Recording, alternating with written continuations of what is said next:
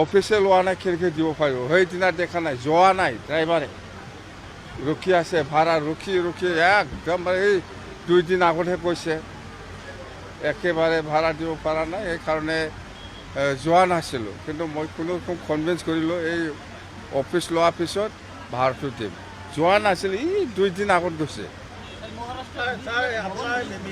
আপুনি বিজেপিত যেতিয়া ইন হ'ব তেতিয়া ইএম দিব নেকি বিজেপি কেইজন দিব ছাৰ আপোনালোকে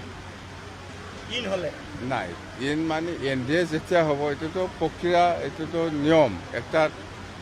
আপুনি ধৰ্মটো পালন কৰিবই লাগিব একজন হওক 2জন হওক 3জন হওক কিবা একটাতো হ'বই কিমান দিন লাগিব ছাৰ ইন হ'ল কিমান দিন লাগে কিমান দিন লাগিব এইটো আলোচনা চলি আছে